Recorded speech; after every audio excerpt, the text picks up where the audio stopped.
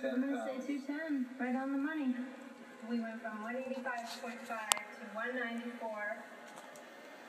A week later to 203, then down to 202, and now 8 pounds during the last week for 210 total.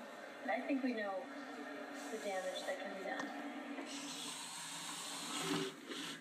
Lisa Howard, it's Morgan Spurlock calling. I don't know how many times we've called her now, but this has got to be her 15th time. Lisa Howard, Morgan Spurlock calling from New York. Please call me when you get this message. We'd still like to schedule an interview with someone from McDonald's. Please call me when you get this, and let's talk about what's possible. You'll not talk to anybody, and you'll like it that way. After 6 months of deliberation, Judge Robert Sweet dismissed the lawsuit against McDonald's. The big reason? The two girls failed to show that eating McDonald's food was what caused their injuries. Interesting. In only 30 days of eating nothing but McDonald's, I gained 24.5 pounds. My liver turned to fat, and my cholesterol shot up 65 points. My body fat percentage went from 11 to 18%, still below the national average of 22% for men and 30% for women. I nearly doubled my risk of coronary heart disease, making myself twice as likely to have heart failure. I felt depressed and exhausted most of the time, my mood swung on a dime, and my sex life was non-existent. I craved this food more and more when I ate it, and got massive headaches when I didn't.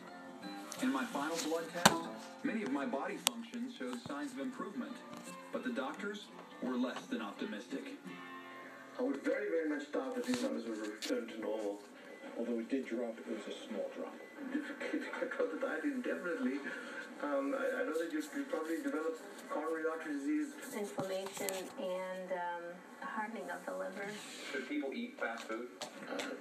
No. You know, the answer is no. It certainly needs to be very restricted and balanced with overall a healthy diet and overall a lot of exercise.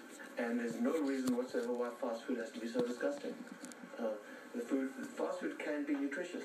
It's a cheap form of food, and it does keep you full for a while, so you get your money's worth. But unfortunately, you cause some major harm to your heart, your liver, your blood. I wouldn't suggest you continue the diet for a year to check this out. I don't think it's appropriate or healthy, especially with what showed up with your liver. For a year? Right. So I shouldn't eat this food for a year? No, I don't think so. You know, we see people who go on an alcohol binge, and their numbers go up like crazy. But to go on, a Mac attack, and they've got numbers to show that tax your liver too. I wouldn't have even thought about this, but it makes sense. Now that we have the data, it definitely makes sense. Still, the impact of this initial lawsuit is being seen far and wide. School districts in New York, Texas, and San Francisco have banned sugary soft drinks in schools, and all natural healthy options are popping up everywhere. McDonald's joined right in, sponsoring events that showed how health conscious they've become, and creating a new line of premium salads.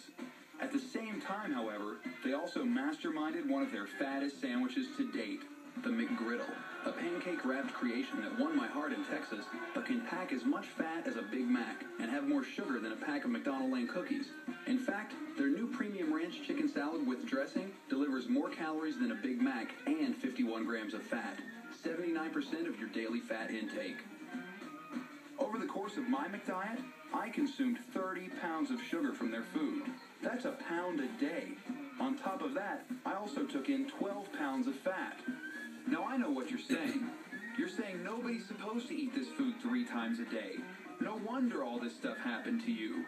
But the scary part is, there are people who eat this food regularly. Some people even eat it every day. So while my experiment may have been a little extreme, it's not that crazy. But here is a crazy idea. Why not do away with your supersize options? Who needs 42 ounces of Coke, a half pound of fries? And why not give me a choice besides French fries or French fries? That would be a great start. But why should these companies want to change? Their loyalty isn't to you, it's to the stockholders. The bottom line, they're a business, no matter what they say. And by selling you unhealthy food, they make millions. And no company wants to stop doing that. If this ever-growing paradigm is going to shift, it's up to you. But if you decide to keep living this way, go ahead. Over time, you may find yourself getting as sick as I did, and you may wind up here. Or here. I guess the big question is, who do you want to see go first? You or them?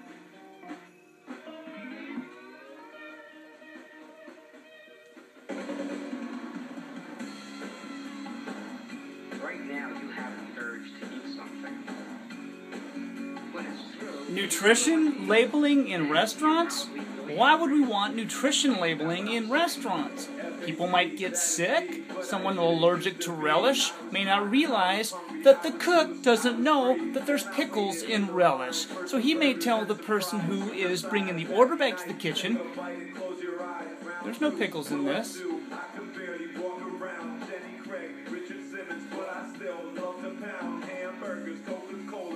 I know, because that happened to one of my customers when I was a bartender.